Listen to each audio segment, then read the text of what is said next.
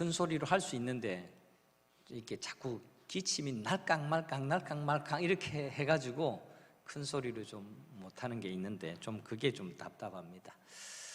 자, 우리 성경으로 어떻게 성경을 읽을 것인가 이 큰 주제로 우리 함께 동역하고 있는 사역자들과 함께 6번의 시리즈 강의 또 주제 말씀을 함께 나누고 있습니다. 오늘은 그 마지막 시간, 그러니까 오늘 이 첫 시즌 시리즈가 마치게 되면 또 다음에 우리 교육자들이 연구하고 좀 더 준비해서 다음에는 다른 주제로 또 여러분에게 말씀을 듣는 또 기쁨, 또 말씀으로 더 풍성하게 은혜 받을 수 있는 기회를 좀 드릴까 합니다. 그래서 우리 교육자들도 열심히 연구하고 공부하는 그런 교육자가 되도록 하겠습니다.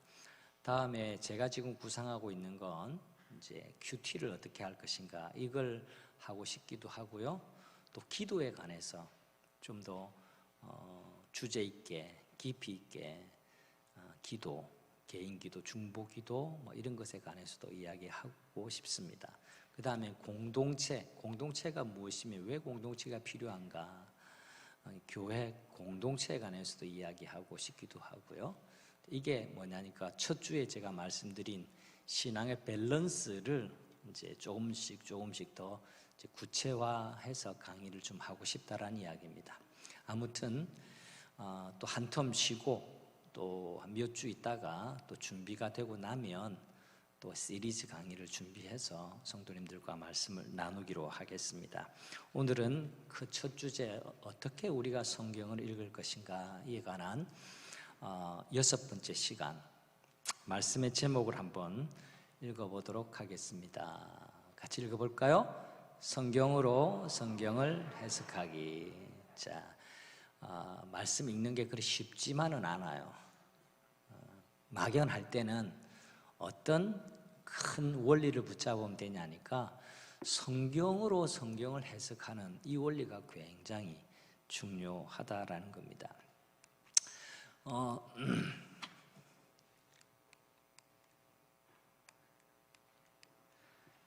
이게 잘 안 먹히는데요. 예. 이제 됐군요. 감사합니다.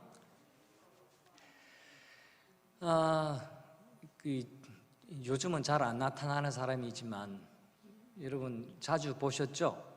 네, 트럼프. 제가 부산에 오고 난 다음에 서울에만 트럼프 빌딩이 있는 줄 알았더만 부산에 해운대에도 트럼프 빌딩이 몇 군데 있더라고요. 그러니까 얼마나 큰 부자겠습니까? 미국 대통령일 뿐만 아니라 세계 손가락에 이제 꼽힐 만한 부자가 저 트럼프예요. 저게 이제 어떤 그 기사에 나온 사진을 제가 캡처했는데요. 작년입니까 재작년입니까 정확한 시기는 모르겠습니다. 하여튼 최근 트럼프가 대통령이 있던 시기에 조지 플로이드 흑인 사건을 기억하십니까? 경찰이 이 흑인을 이렇게 무릎으로 꽉 누르고 이렇게 해가지고 숨이 막혀가지고 죽었던 그 사건 말입니다. 이게 이제 흑인 이제 인종차별, 흑인 탄압, 인권을 무시한 거라고 해서 흑인들 사이에 폭동도 일어나고 항의도 막 일어나고 했습니다.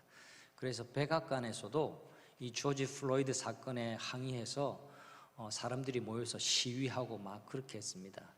이 트럼프가 하여튼 막 나가는 사람이죠. 뭐 앞뒤 좌우를 잘 안 보는 사람입니다. 그런데 이 백악관에 시위하는 사람들을 향해서 이 최루탄을 쏘고 군인들을 동원해가지고 강경 진압을 하고 해산시키는 그런 일들이 있었습니다.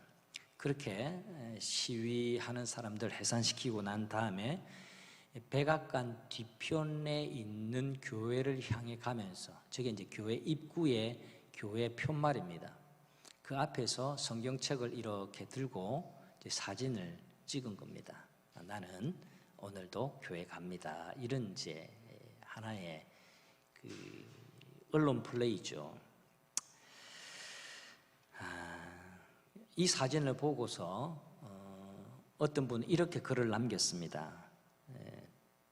트럼프가 성경책을 들고 쇼를 하는 대신에 저 성경책을 가끔 펴보기를 원한다. 그랬다면 트럼프가 저 성경을 통해서 뭔가를 배웠을 거다. 조지 플로이드 흑인을 탄압하는 이 사건, 그리고 백성들이 이렇게 항의를 하고 이 호소하는 이 일을 통해서 뭔가를 좀 배웠을 텐데, 저 성경을 이렇게 들고만 다니지 말고 폼 잡고 이렇게 하지만 말고 좀 펴 읽었으면, 이런 이야기를 이제 했던 겁니다. 저는 이제 이 사건 기사를 보면서 그 사람의 이 말이 참 기억에 나서 이걸 그림을 캡처를 했습니다. 좀 성경책만 들고만 다니지 말고 좀 펴 읽었으면, 이겁니다.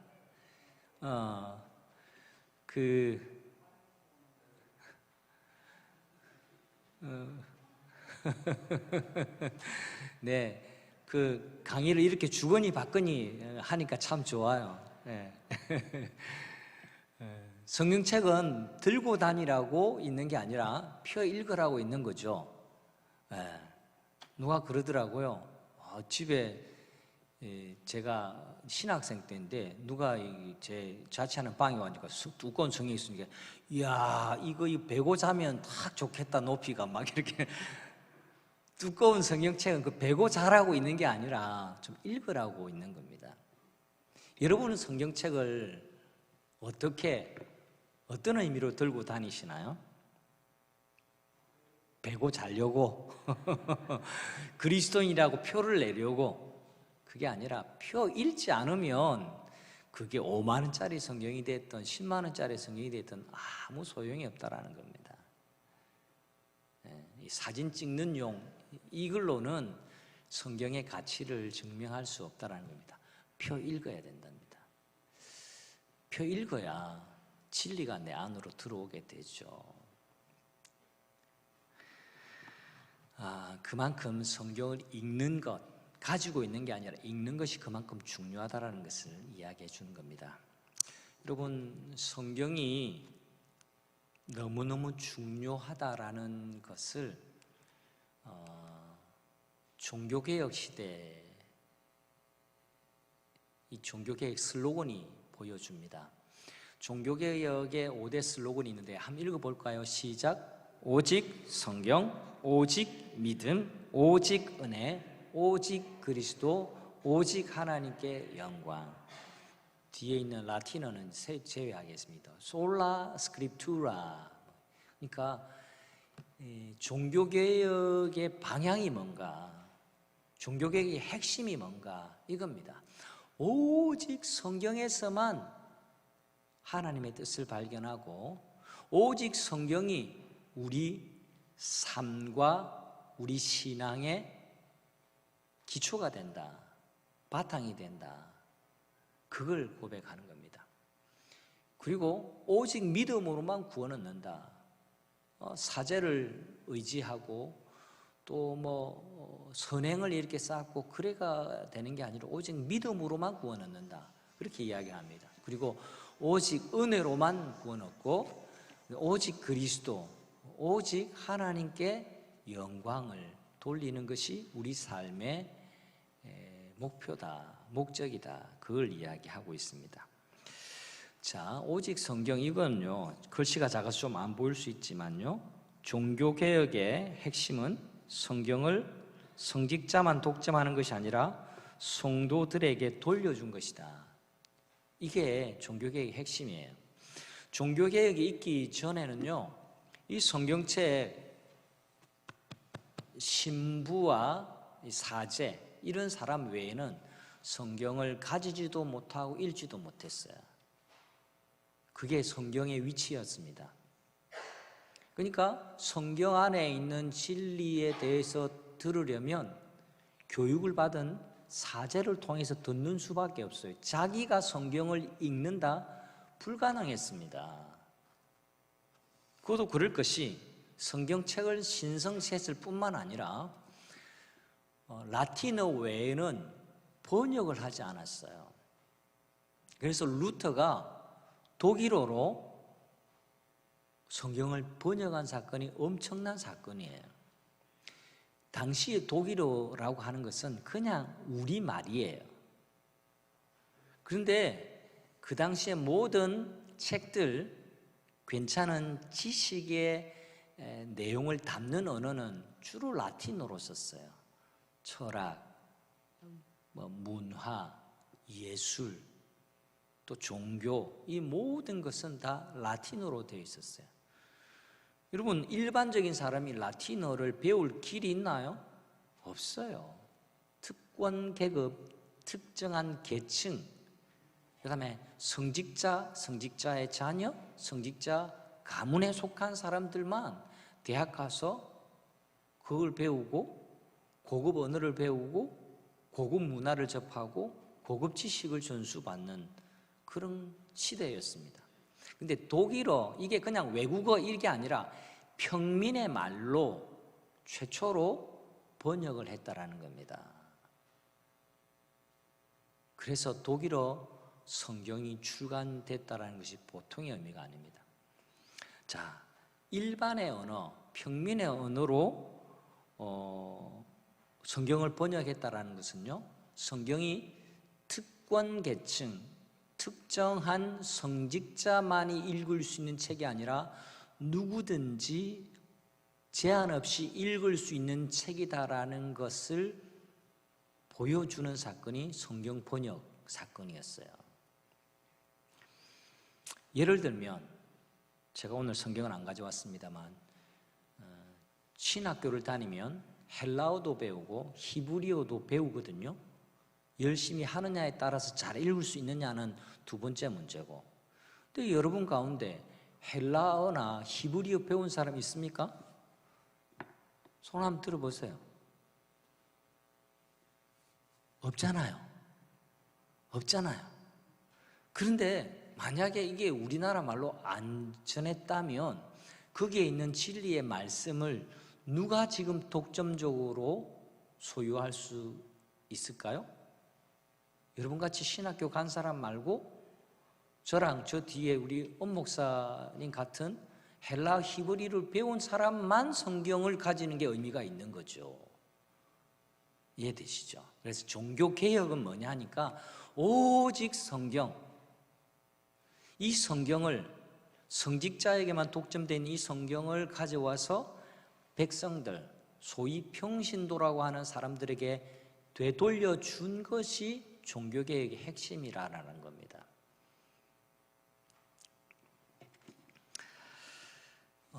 그래서 종교개혁에 제일 먼저 오는 슬로건이 오직 성경이라는 말입니다. 한번 같이 해볼게요. 오직 성경. 오직 성경. 네, 오직 성경입니다. 로마 가톨릭 교회는 성경은 교회에서 가르치는 직분자들에 의해서만 해석되어야 된다라는 이 생각을 가지고 있었기 때문에 번역을 안 했습니다. 그런데 이 주장은요, 성경은 이해하기에 모호하다라는 전제가 거기에 깔려 있어요.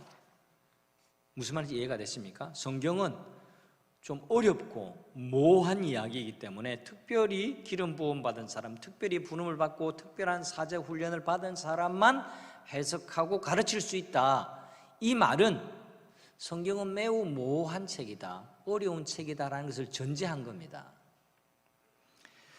그런데 종교개혁자들은요, 성경은 구원을 설명하는 데 있어서 명료하다라는 기본 전제를 받아들였어요. 성경의 권위가 교회의 권위 위에 있다라고 봤습니다. 그러니까 로마 가톨릭 같은 데는 성경의 권위보다 사제의 해석하는 권위, 그 다음 교회의 전통, 사제의 권위가 더 위에 있기 때문에 사제를 통해서만 성경이 풀어져야 되고 설명되어져야 된다고 생각을 했습니다. 그 어떤 것도, 종교개혁자들의 생각은 이걸 뒤집은 겁니다. 그 어떤 것도 성경의 권위 위에 있을 수 없다라는 것을 종교개혁자들은 주창을 했던 겁니다. 그런 의미에서 오늘 성경이 우리에게 어떤 위치를 갖는가를 역사적으로 조명해 보았고요. 자, 여기에 기초해서 성경으로 성경을 해석한다라는 의미 세 가지에 관해서 우리 좀 시간 안에 한번 살펴보려고 합니다. 오늘 여러분에게 강의할 세 가지 핵심 포인트를 좀 이야기하겠습니다. 자, 첫 번째, 두 번째, 세 번째 같이 한번 읽어보겠습니다. 성경으로 성경을 해석해야만 합니다라는 말이 가지는 세 가지 의미. 첫 번째, 읽어보게요. 의미가 불분명한 본문은 분명한 본문에 근거해서 읽어야 된다. 이것이 첫 번째 내용이고, 두 번째는 명확하게 가르치는 다른 본문들과 조화롭게 읽어야 된다. 이겁니다. 세 번째는 성경 전체의 가르침에 비추어 봐야 된다. 일부만 보고가 아니라, 그러니까 장님이 코끼리를 만지듯이 그렇게 아니라 전체를 바라보면서 해석해야 된다라는 것을 말씀드리고 싶습니다. 먼저 여러분, 계시라는 말을 들어보셨죠? 계시라는 말입니다.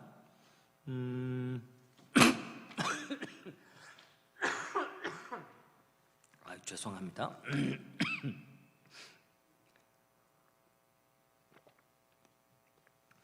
계시라는 말은요, 이겁니다. 제 넥타이가 보여요, 안 보여요?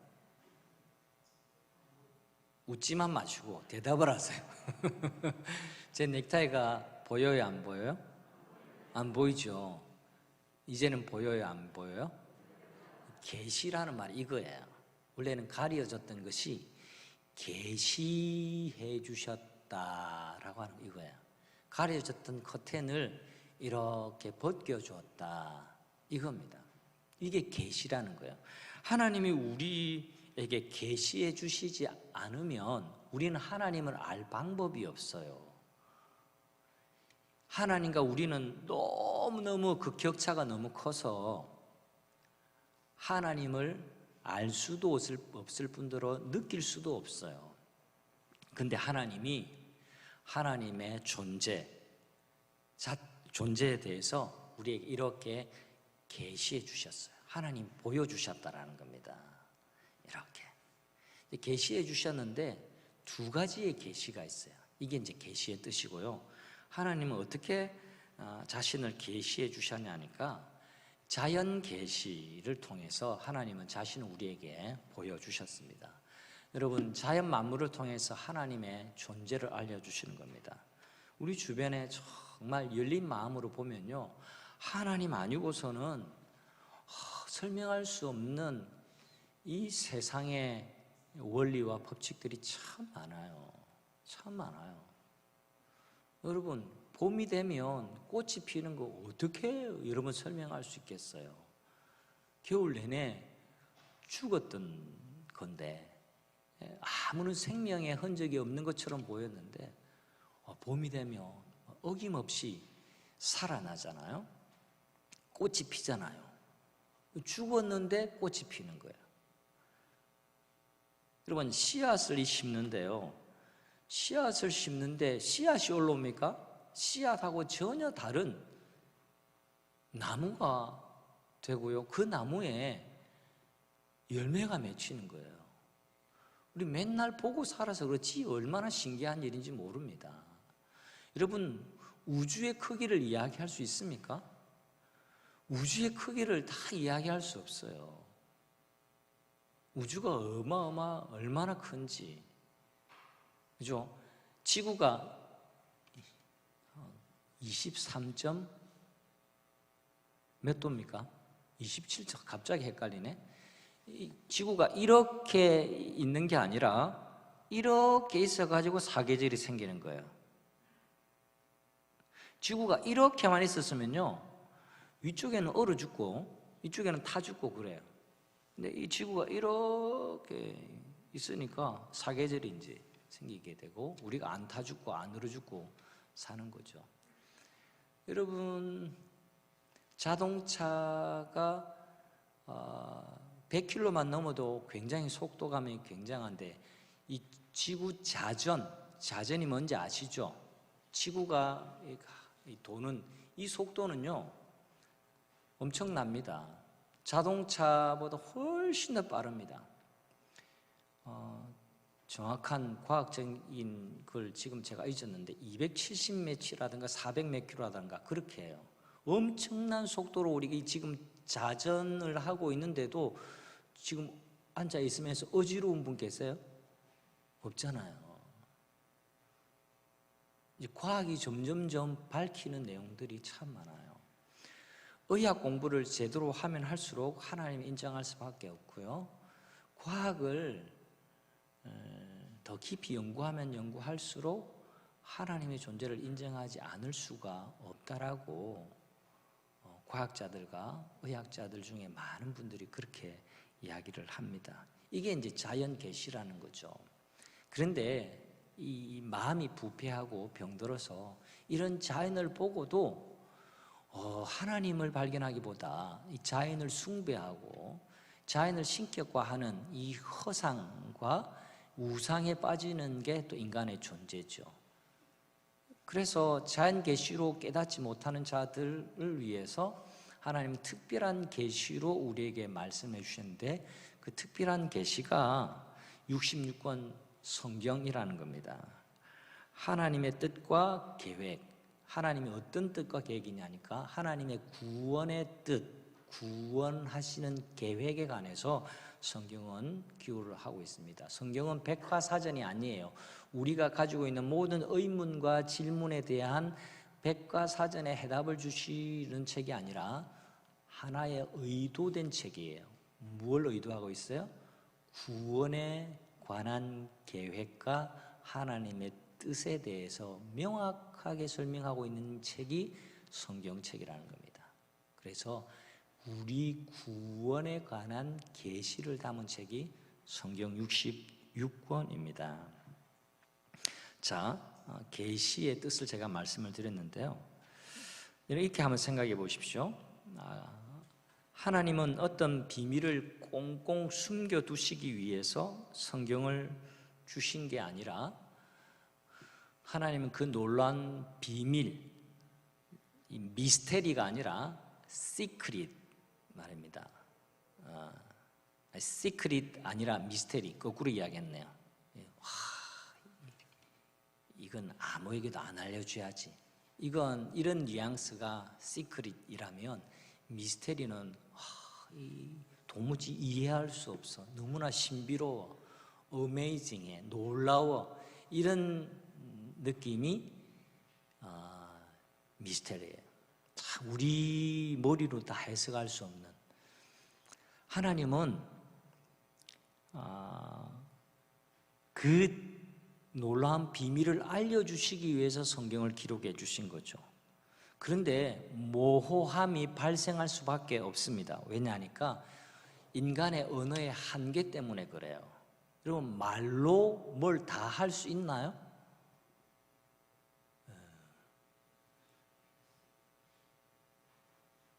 말로 뭘 다 하지 못하죠. 모르겠어요. 경상도 말은 가능할지 모르겠어요.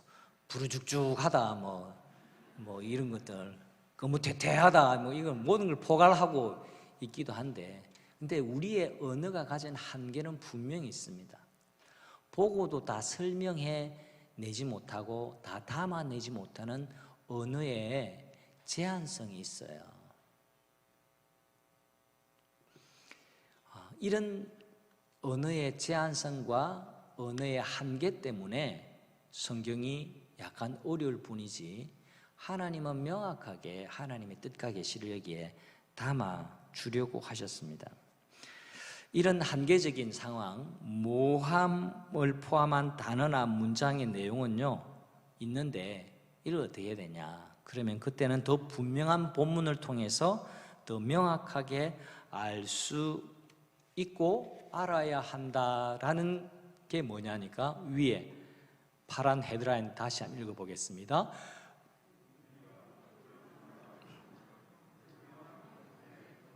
네, 의미가 불분명하게 느껴질 때는 의미가 분명한 본문을 통해서 성경을 해석을 해야 된다라는 것이 오늘 성경으로 성경을 해석하는 첫 번째 원리라는 겁니다.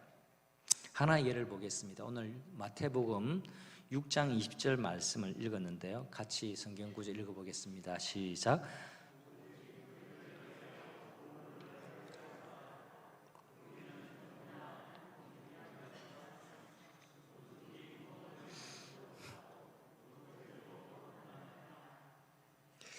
네, 여러분 이 본문을 보면 헌금하는 것이 보물을 하늘에 쌓아두는 것이냐 그렇게 설명을 하죠. 그래서 헌금을 많이 하면 하늘에 복이 쌓아집니다. 이런 설교도 많이 들으셨을 거예요. 근데 바른 성경의 해석에서 나온 설교인지 가르침인지 잘 보아야만 합니다. 좀 진행을 빨리 할게요. 오늘 뭐 준비한 거 다 하려고 하면 여러분 저녁 먹을 때 집에 갈 수 있을 것 같아가지고 시간 안에 마치기 위해서 제가 진도를 좀 빨리 해볼게요. 여러분 첫 번째 원리가 뭐라고요? 파란 헤드라인 다시 보십시오. 의미가 불분명한 경우에는 본문일 경우에는 분명한 본문에 근거해서 내용을 해석해 보아야 된다는 겁니다. 그러니까 마태복음 6장 20절 말씀이 정말 헌금을 강조할 때 너희 보물을 하늘에 쌓아라. 헌금을 많이 하고 헌금을 아낌없이 하면 하늘에 보물이 쌓아지는 것인가?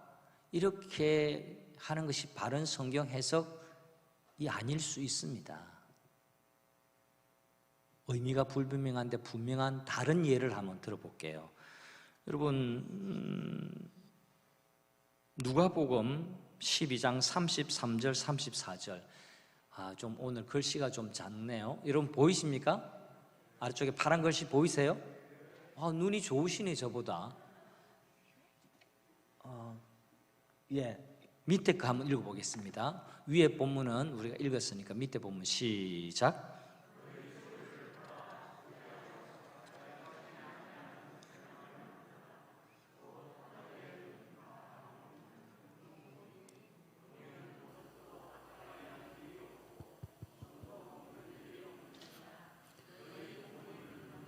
너희도 있느니라. 자 보세요. 여기에 글씨로 크게 하지 못했는데 약간은 했는데요.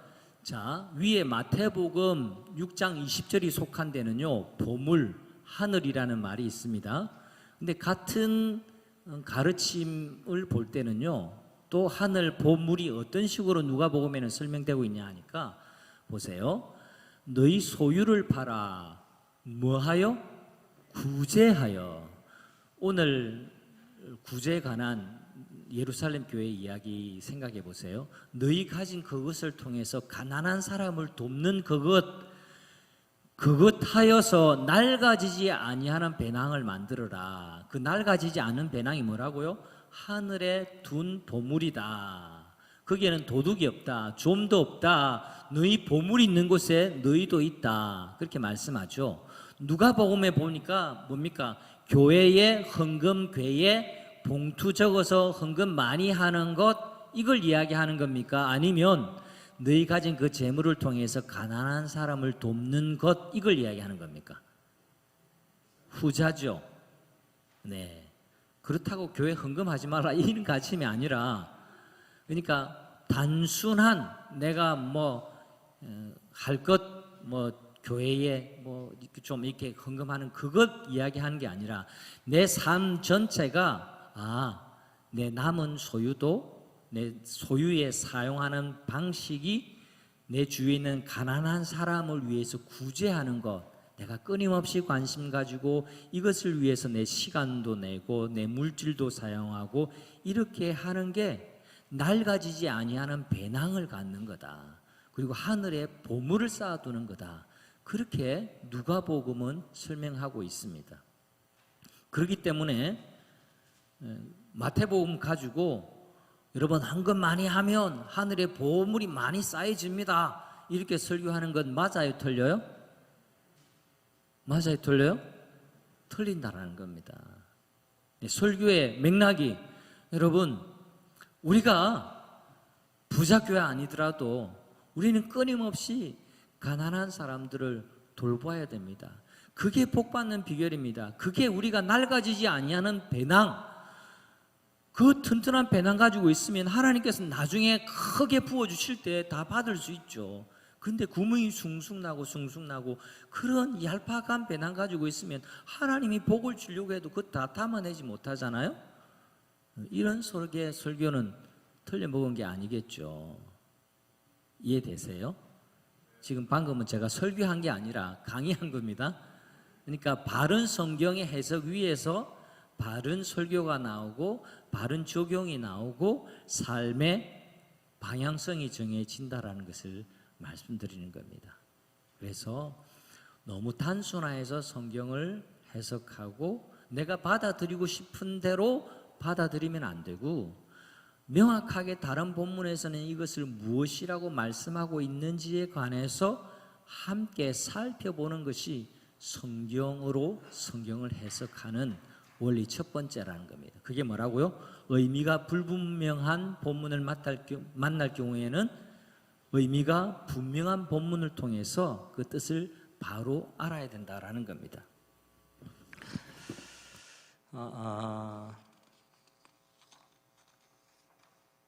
자, 그리고 두 번째를 볼까요?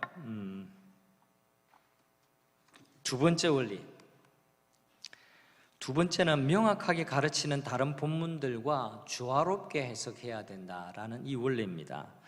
여러분, 성경은요, 이게 몇 권이죠? 한 권인데 뭔 66권이에요? 네, 66권이기도 하고 한 권이기도 합니다. 정확하게 말씀하셨어요. 66권이에요. 그런데 우리는 이걸 한 권에 계시된 책으로 우리는 소중하게 여기고 있잖아요. 66권이 한 권이다라는 것은 통일성이 있는 책이다라는 겁니다. 서로 유기적으로 연결되어 있는 책이다라는 겁니다. 성경은요, 40여 명의 저자, 1500년에 걸쳐서 특정한 시기와 장소에서 기록한 책이기는 합니다만 다 다른 이야기를 하고 있는 게 아니라 일관성이 있는 점진적인 계시를 드러내는 통일성이 있는 책이다라는 점이 굉장히 중요합니다. 존 스토트라고 하는 아주 유명한 목사님은요, 성경의 통일성에 대해서 이렇게 말했습니다. 인간의 견지에서 보면 성경은 각양각색 저자들이 동원된 논문집과 같아 보인다. 그러나 하나님의 견지에서는 전 성경이 하나님 마음에서 흘러나왔다. 그것은 하나님의 마음을 표시하는 하나님의 말씀이어서, 중요한 표현이에요. 하나님의 마음을 표시하는 하나님의 말씀이어서 유기적인 통일성을 가졌다. 그렇기 때문에 우리는 하나님이 말씀하셨고 하나님이 말씀하실 때에 자기 모순을 범하지 아니했다라는 확신을 가지고 성경에 임하지 않으면 안 된다. 이게 무슨 말인지 이해가 되십니까? 하나님의 마음에서 이렇게 나온 말씀이기 때문에 여기에서 하나님 이렇게 말씀하시다가 저기에는 저렇게 말씀하시다가 하나님 자신도 헷갈리게 이랬다 저랬다 말씀하지 않았다라는 겁니다. 존 스토트 말을 간략하게 쉽게 풀어 설명을 한다면요, 대표적으로 뭔가 좀 부딪히는, 서로 이거는 왜 이랬다 저랬다 하지? 라고 하는 내용의 대표적인 구절이 이 두 구절이라고 할 수 있습니다. 두 구절을 보시면 로마서 3장에 보면 사람이 의롭다 하심을 얻는 것은 뭐로 된다고요? 율법의 행위가 아니라 믿음으로 된다. 로마서 3장에 이렇게 말합니다. 근데 사람이 뭐로 의롭다 하심을 받는다고요? 행함으로 의롭다 하심을 받는다. 믿음으로만 아니다. 이거 보면 정반대의 이야기를 하고 있어요. 자, 나는 로마서파, 나는 야고보서파, 두 가지 중에 하나는 정해야 돼요. 두 가지를 따르게 이야기하기 때문에. 자, 그 수로서 우리 결정할까요? 자, 로마서예요, 야고보서예요? 결정장애가 있는가 봐요. 여러분은 로마서예요, 야고보서예요? 저는 중립입니다. 저는 좌로나 우로나 치우치지 않습니다. 이런 분도 계실 수 있겠지만 뭔가는 정해야 돼요. 이런 모순되는 점이 없잖아 있어 보인다라는 겁니다. 이럴 때는 어떻게 하라고요? 뭐 할 때? 다시 파란 헤드라인 읽어보겠습니다. 시작. 명확하게 가르치는 다른 본문들과 조화롭게 읽어야 된다라고 했는데요. 이럴 때는 로마서는 어떤 배경에서 이야기를 했고 야고보서는 어떤 배경에서 이야기를 했는지 그걸 함께 조화롭게 살펴보는 것이 중요하다라는 겁니다. 종교개혁자 루터는요 로마서파였어요. 로마서 읽다가 마음이 뜨거워졌거든요. 그래서 읽어보니까 야고보서하고 좀 모순이 되네. 야고보는 왜 이렇게 말했을까? 라고 해서 야고보서는 받아들일 수가 없다고 했습니다. 그래서 야고보서를 루터는 지푸라기 서신이라고, 하찮은 서신, 부록과도 같다라는 의미 정도로 그렇게 이야기를 했습니다. 그리고 나중에는 야고보서를 성경에서 빼버려야 된다 이런 주장까지 하기도 했습니다. 그런데 이런 루터의 주장은 두 번째 원칙인 뭡니까? 명확하게 가르치는 다른 본문들과 조화롭게 읽어야 된다라는 이 원칙에 살짝 벗어난 겁니다. 야고보와 바울이 서로 다른 상황에 직면하고 있었다라는 사실에 주목을 해야 됩니다. 예루살렘 지도자였던 야고보는요, 믿음이 있다고 주장하면서 신자답게 살지 않는 사람들의 문제를 붙들고 이제 씨름한 겁니다. 좀 더 교회 내부에서 바깥을 쳐다보는 거죠. 같은 믿음의 동지라고 말하면서 말은 그렇게 하는데 전혀 신자답게 안 사는 거예요. 그 마음에 안타까워서 오직 믿음으로만 받는 게 아니라 행함으로 의롭게 한다. 이걸 강조하고 있는 거예요. 내가 믿는다 말만 하지 말고 믿는다라고 말하는 그 행동을 해야 그 믿음이 정확하게 드러나지요. 이 맥락과 강조점에서 이 이야기를 하는 겁니다. 반면에 사도 바울은 누구의 사도라고 불리죠? 이방인의 사도라고 불리게 되는 겁니다. 그래서 바울은 어떤 사람들, 또 어떤 가르침과 주로 맞짱을 떴냐 하니까 할례를 받아야 구원을 얻는다. 우리처럼 유대인이 되어야 구원을 얻는다. 또 모세 율법을 지키는 것이 구원의 필수다라고 하는 주장하는 유대주의자들과 맞서서 싸웠습니다. 그래서 아니다. 할례를 몸에 새기고 그 다음에 모세 율법을 다 지켜야 된다고? No. 오직 믿음으로만, 오직 은혜로만 구원을 얻는다. 이 사람들아 무슨 소리를 하는 거냐? 여기에 강조점이 있는 겁니다.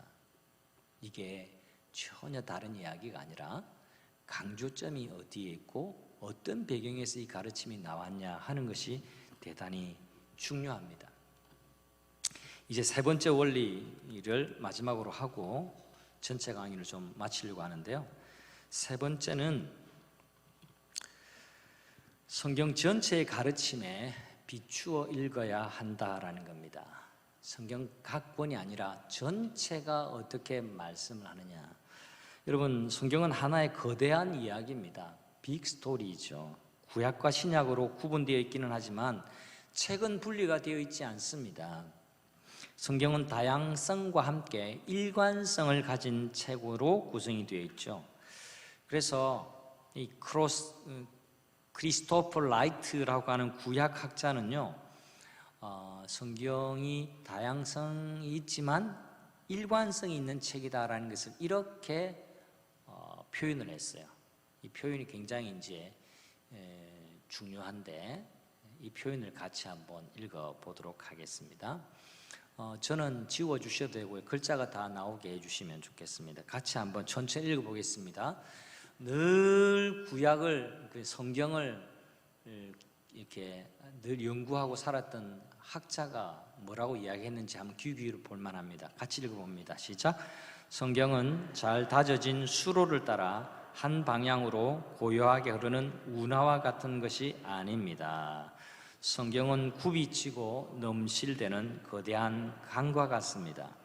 그 강을 따라가다 보면 많은 섬과 호수들도 있습니다.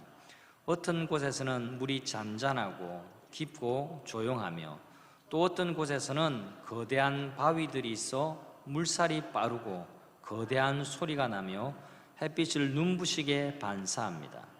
폭포와 웅덩이도 있습니다. 그 다음에 같이 합니다. 폭포와 웅덩이도 있습니다. 강의 발원지부터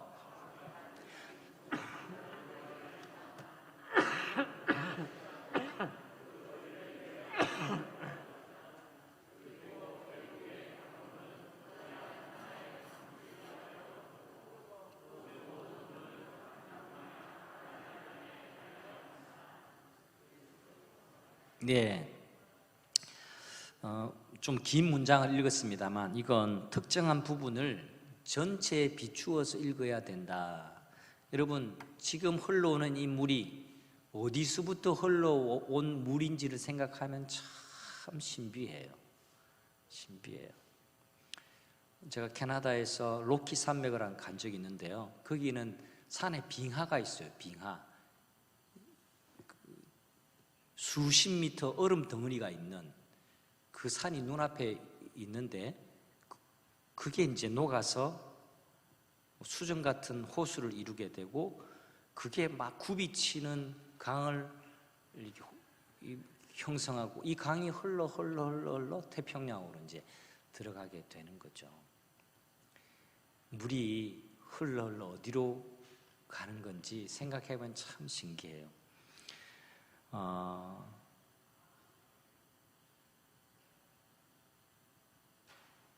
일부분이 아니라 전체를 생각하라는 강조죠. 이게 이제 실제적으로 어떻게 중요한 문제 앞에 우리가 서게 되냐 하면요. 성경을 보면 이런 부분이 있죠. 골로새서 3장 22절, 베드로전서 2장 18절, 출애굽기 같은 대표적인 거 이렇게 해볼게요. 한 예를 들어볼게요. 노예제도 같은 거 말입니다. 성경 읽어보면 노예제도를 인정하거나 허용하는 듯한 말씀 구절 같은 게 보여요. 예를 들어서 종들아 모든 일에 육신의 상전에게 순종하되 사람을 기쁘게 하는 자와 같이 하지 말라. 이게 골로새서 말씀이고요. 범사에 두려워함으로 주인들에게 순종하라. 이런 것들 말입니다. 이런 걸 읽으면 어떻게 생각해야 돼요? 특정한 부분만 읽으면 안 돼요. 이 구절이 있으니까 노예 제도는 유효하다. 노예를 부리는 게 괜찮다. 이렇게 해석해서는 안 됩니다. 성경 전체는요, 뭐라고 이야기합니까? 하나님이 모든 사람을 하나님의 형상대로 창조하셨어요. 남자와 여자를 창조하셨어요. 여자는 남자보다 못한 존재가 아닙니다. 노예 제도가 그 옛날에 있었다라고 해서 오늘날 노예 제도가 정당화되는 것이 아닙니다. 골로새서와 베드로전서 이건요, 그냥 그 당대에 있던 그 상황 속에서 하나님이 주신 말씀의 일부일 뿐이지 전체적인 성경의 가르침은 아닙니다. 실제로 미국의 남북 전쟁을 아실 겁니다. 1861년부터 65년까지 벌어진 미국의 남부와 북부와의 전쟁인데요. 당시 남부의 대다수 교회들은요, 노예 제도를 하나님이 승인하신 것이라고 믿었습니다. 왜냐하니까 그것은 남부 지역의 경제가 노예 노동으로 의존한 대농장 중심이었기 때문에 그 필요에 의해서 그렇게 믿고 싶었던 거예요. 그렇게 믿고 싶었던 거. 근데 북부는 달랐습니다. 북부는 이 농토, 대농장을 기반으로 한 그런 경제 체제가 아니었거든요. 그래서 이제 남북 전쟁에 여러 가지 정치적인 문제도 있었지만 노예제도가 또 중요한 이슈가 되어지기도 했습니다. 종과 상전에 관한 가르침이 있다고 해서 성경이 노예제도를 승인한다라고 주장하는 것은 잘못된 겁니다. 성경 전체의 가르침에 비추어서 해석해 보아야만 합니다. 말씀드린 대로 성경은 인간이 하나님의 형상을 따라 지음받은 하나님의 고귀한 존재라고 이야기합니다. 하나님이 인간을 사랑하셔서 독생자 아들 예수 그리스도를 아끼지 않냐고 우리에게 주셨습니다. 노예들에게는 아까워하시고 노예 아닌 자들에게는 매우 아까워하시고 그렇게 하신 적이 없습니다. 정리하면 하나님은 인간의 완악함 때문에 일시적으로 노예 제도를 묵인하셨을 뿐이고 노예 제도가 계속 유지되는 것을 기뻐하시지 않습니다. 그것이 바른 성경의 해석이고요, 우리가 이 세상을 읽는 방법입니다. 이제 결론을 좀 맺으려고 합니다.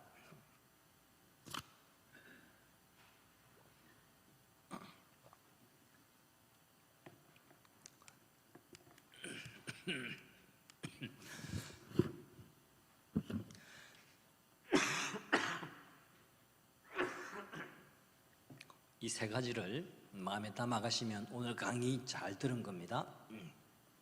성경으로 성경 해석해야 한다라는 것의 세 가지 의미, 1, 2, 3 한번 읽어보겠습니다. 시작.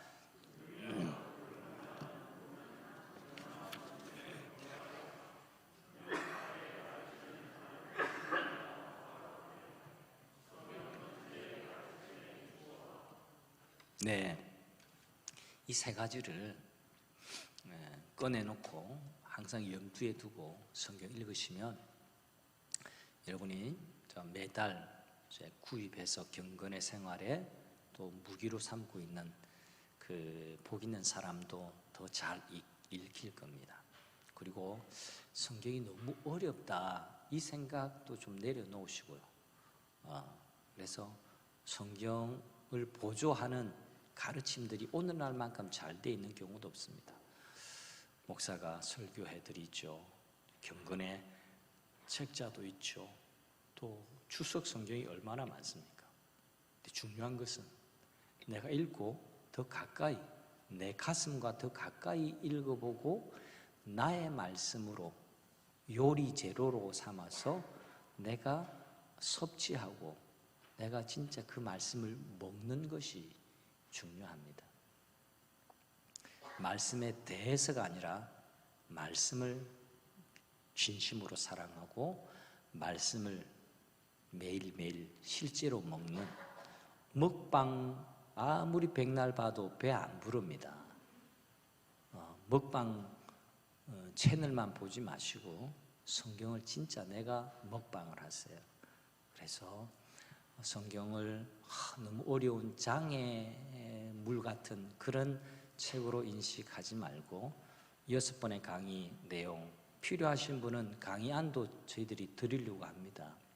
그래서 다시 복습하기를 원하시면 강의안의 강의안 축약해서 핵심만 간추려서 드릴 테니까 뭐 원합니다라는 말이 있어야 드리죠. 뭐 안 그러면 또 숙제 드리는 것 같아서 그래서 이거 저 원합니다 하시는 분은요 우리 엄목사님께 이야기해 주세요. 그러면 두꺼운 분량 드리면 또 안 보실 거잖아요. 그건 제가 압니다. 뻔히 압니다. 엑기스만 줄여서 핵심만 1, 2, 3, 1, 2, 3를 해서 그 핵심 뼈대만 해서 여러분에게 드릴 의향은 있으니까 원하시는 분은 엄 목사님께 이야기해 주시면 좋겠습니다. 이제 마무리합니다. 지금까지 성경을 해석하는 원리의 중요성을 말씀을 드렸습니다. 다시 기억해 보십시오. 의미가 불분명한 본문은 분명한 본문에 근거해서 해석해야 됩니다. 귀퉁이에 있는 그것 붙들고 그것이 다인 양 해석하면 이단에 잘 빠져요. 이단의 특성이 그래요. 두 번째는 성경의 한 본문을 다른 본문과 조화롭게 해석해야 됩니다. 성경은 단독책이 아니라 유기적으로 연결되어 있는 책이기 때문에 그렇습니다. 성경은 빅스토리라는 것을 기억하십시오. 성경의 전체 가르침에 비추어서 해석하고 또 그 해석한 말씀을 내가 먹고 실천하는 것이 중요합니다. 이 한 주간도 복 있는 사람과 함께 매일매일 조금씩 말씀을 가까이 읽고 내 삶에 적용해 가면서 하나하나씩 자신을 되돌아보고 삶을 변화시켜 나가는 여러분들 되시기를 축복합니다. 우리 찬송 하나 하고 이제 기도하고 마치겠습니다. 나 무엇과도 주님을 바꾸지 않으리.